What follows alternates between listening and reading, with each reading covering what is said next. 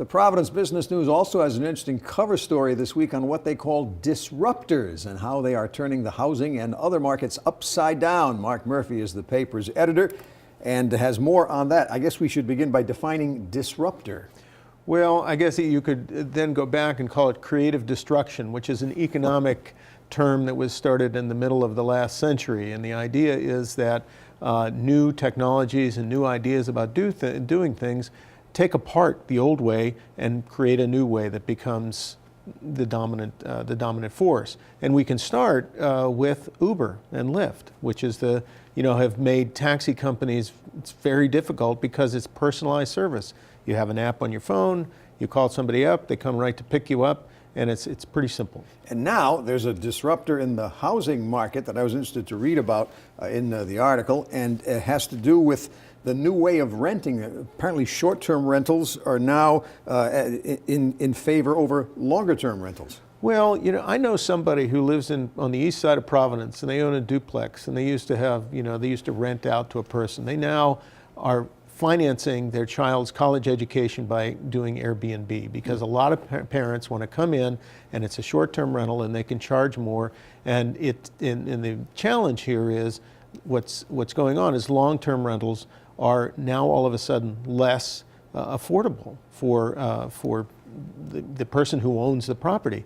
You have in San Francisco and New York, for instance, you have a lot of rental properties going off the market and being Airbnb is the dominant player in this market. And all of a sudden they're Airbnb and the owners are making a lot more money. But what that means is people who want to rent can't find anything. You offer an example in the article, I think, of a woman or a family from Newport. They can't find long-term rental because so much conversion to Airbnb and related has happened. Well, if you have places that are of high interest, especially during a very intense season, the summer season, for instance, in Newport, you can have people who are going to do Airbnb, and they can make more in, say, those 5 or 6 months than they could if they had a long-term rental. You call it the new normal, and that's a bad thing for people who want longer-term rentals. Sounds like it's going to be chaotic. Well, it already is, and you have different towns and cities passing different kinds of ordinances to rein this in and to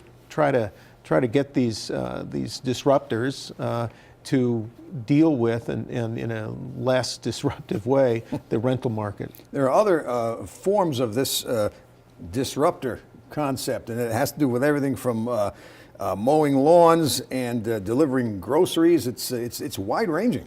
Well, yeah, and it all has to do with connectivity and not phones, but smartphones and just the internet especially the one having to do with grocery deliveries. At the turn of the century, there was a lot of talk about these kind of things, and some services started, but they sort of fell by the wayside. And now the companies that are doing it have figured out a way to do it. It's logistically a challenge. Some big chains are doing it. Some smaller ones are talking about it because they recognize that people love the convenience, but it's a challenge. It's pretty widespread. Adapt to disruptors or perish is the headline, and it's the cover story in the Providence Business News in print or online this week. And Mark Murphy, thank you for joining us. Thank you, Frank.